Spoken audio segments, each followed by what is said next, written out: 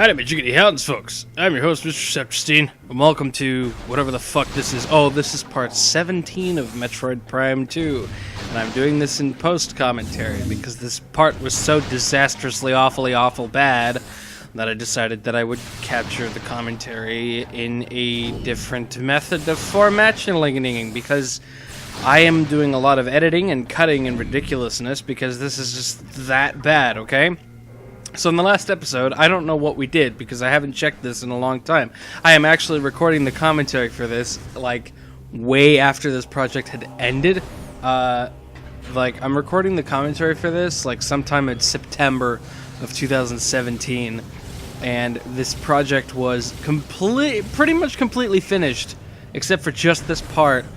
As far back, I think, as like 2016, but whatever. Anyway, there's a giant spaghetti monster in this room, which we may or may not see. Oh, it's a giant puddle. Wow. I wonder what that could be. Alright, well, I'll just walk forward and then... Oh, look! Wavy tentacles. So that giant red orb right there is the filling to a giant Ferrero Rocher chocolate that basically isn't finished yet. And because nobody finished it, it is really pissed off. Really pissed off. But it's like one of those special Ferrero Rocher chocolates, you know, the ones with the you know, it's like, it looks like it's got vanilla on the inside, but it actually doesn't. Anyway, so you target the little tendril things, and then you shoot the missiles at it. You shoot your little Secker missiles at it, and then the Ferrero Rocher chocolate will then try to bat you off the planet. And then basically what happens is it opens up to reveal its juicy core. But you can't eat it like a normal person because guess what? This fucking chocolate has a shield. Cool.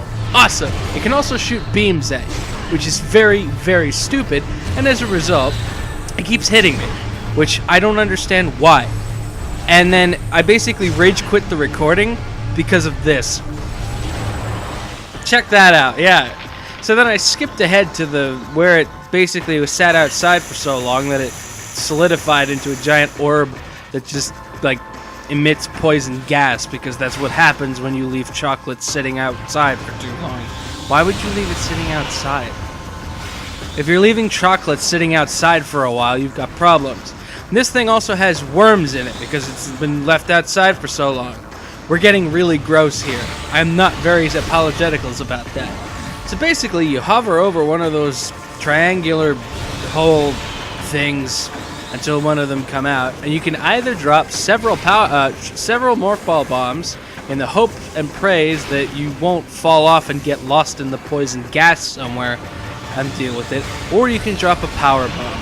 Power bombs are usually the better of the 13,000 with an F options that you can choose, but you have a limited amount of those, whereas with the regular bombs you have an infinite supply because that's just how it works, apparently.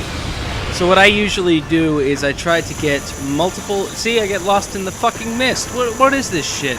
Anyway, you try to basically get multiple out at once and then place a power bomb down to get rid of multiple at once. Then the chocolate breaks because the worms have had enough of your shit and they basically spontaneously combust. And then awesome epic Metroid music plays. And then basically, it turns into a giant Petra-legged try-hard piece of shit. The basic premise on this is it has a little red orb in it, which you shoot with missiles and other things to break it, and then, it turns purple, and then it also turns white, and if it turns into either one of those things, you have to shoot it with the opposite element of the beam, I think that's how it works. I can't remember, but basically, as you can see what I'm doing in this attempt, and basically what you really should try and do if you have 255 or 250 elemental shot things, is use the Annihilator beam. Eventually, you may or may not run out of ammunition, like I did, because I am so impatient with this boss that he'll start shooting little cluster things at you, which you'll then want to break and get your ammo back. And that's basically it.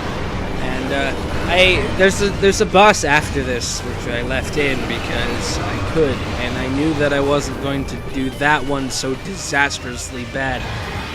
Like, I cut this footage here, and I cut straight to the end of the boss fight because it took me from half of his health down to this point. It took me about 5 minutes, which I'm like, why did it take me that long? But you get the basic gist of how this is supposed to go. See that cluster of little fiery thingy? You get the things, and then the Annihilator Beam really does make short work of him if you're patient and you know where to shoot. Like there, you can see it actually worked and did wondrous things this time, which it didn't when I was doing the attempt, which is stupid, but hey, you know, shit happens. Either way, we're done with that now, and we're going to be moving on to the next boss, because we can, and I really don't want to keep commentating for this part anymore. I don't want to keep commentating for this project. I was totally ready to put this all behind us, but no. So, essentially, this is basically what the planetary energy looks like in its rawest, purest form. And now that we have siphoned it into our we have siphoned it into our arm cannon, we must now escape, because with every Metroid game there is an obligatory self-destruct sequence which you must run away from, my son. Planetary condition critical. You have 8 minutes to get away. 8 minutes may sound like it's way too much, but trust us, there's a good reason for it, okay? Okay. Oh.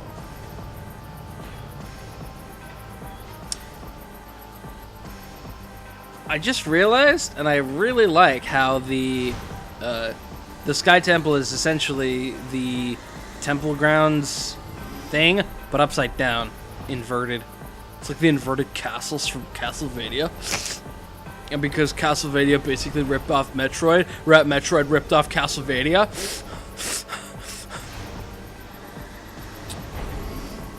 Alright, cool. Now, as I said, you think you're out of the woods, right? Nope, because there's so much face-on around. I don't know what we're looking at, but apparently that's important.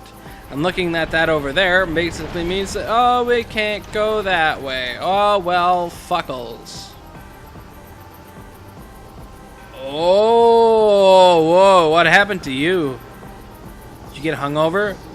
Samus has a third eye. Can't have that now. Shoot it.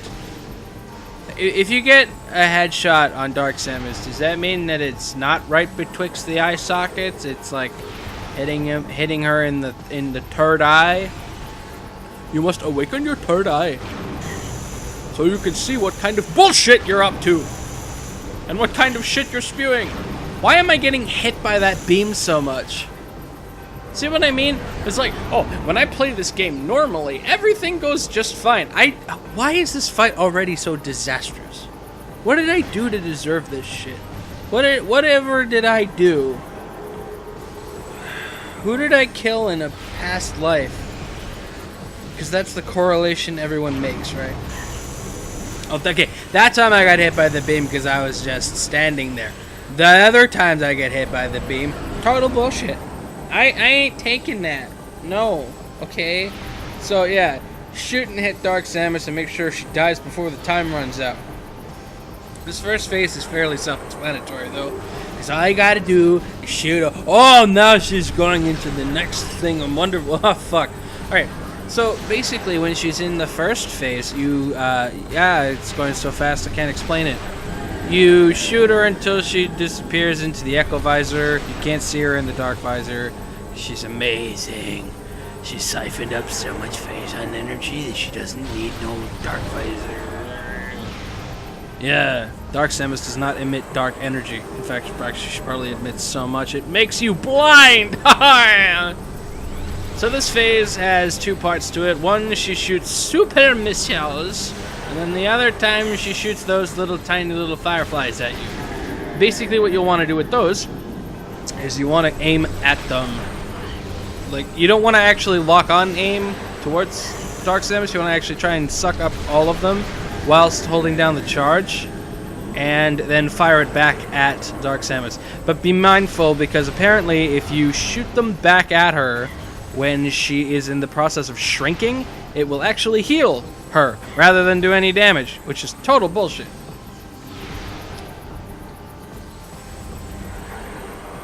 I'm doing this again.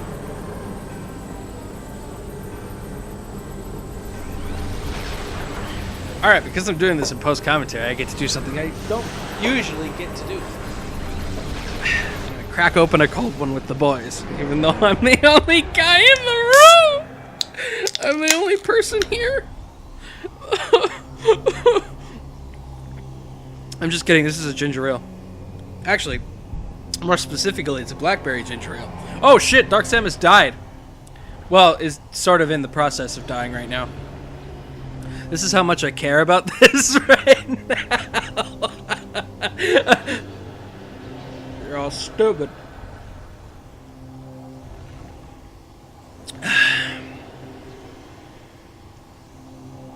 I fucking hate you. You bitch. Sparkle. Oh yeah, I just remembered. The dimension is collapsing. It means I gotta get out. Oh fuck, it's an ing. Oh fuck, there's two of them. Alright, how will our heroine, how will our crack cocaine get out of this situation? Oh look, convenience. It's a portal, whoa. Whoa.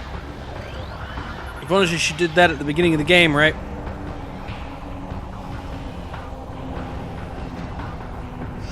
Yeah, okay, Samus, we get it. You're awesome. Stop trying to look cool and get through the portal, okay? Get through the porthole. Whoa! Fucking awesome! Did all the Luminoths see that? They better have. There's a giant spider trying to get through that portal. And the portal's done, yeah! Now the purple marble will cease to be purple. It'll just like a regular marble now. And a beam of light. And because the Luminoth are all moths, they're attracted to the light. May the light of sprinkles be with you.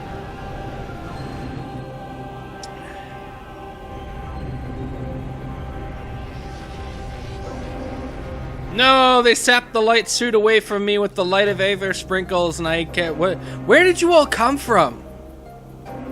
I actually know the answer to that question. I'm just doing it for comedic effect. They then made the light is sprinkled with shut up. Oh dear. May the light be this sprinkle. You may you guys will be like the. Fuck you guys. That's what I want to say to every Metroid Prime commenter on my first project from forever ago. Also, because you got all 100% items, this is a spoiler for everyone who hasn't seen it yet. Samus's Zero suit is actually blue and silver. It's not like light blue. Fucking Nintendo can't even get their own canon right. Now we finally take off from this godforsaken mud ball, and we head off into planet space to go to somewhere else.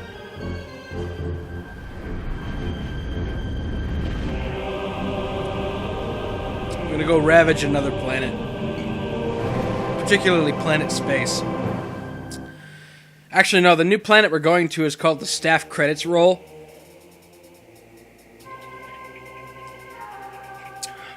Yeah. Alright. I actually did need to drink that because I have an acid reflux problem.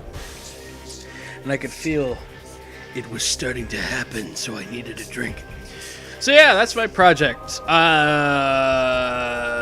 I feel it went better than I had expected it was going to go, because, I mean, not just considering the fact that I finished it in 17 episodes, whereas the original version of this project took me like 28 or 29 episodes. This one, I don't know, I've just really enjoyed I don't know. Okay, I apologize. My computer went to sleep, and it cut off what I was doing. Professionalism. So, yeah. We are going to... I am going to. There is no fucking we. What are we talking about? This is a YouTube channel dedicated to literally only me, because I'm the one running it. Ha ha! Anyway, so... shit. Okay. So... I'm going to be including the secret ending to this, because there's an ending after the credits, as you can clearly see the credits have ended, because I rage quit and skipped them. And we'll continue with Metroid Prime 3. And because I've recorded the commentary for this much later, you are going to love Prime 3. You are going to absolutely love the work that Mr. Ginger Ninja has done on it. It's good.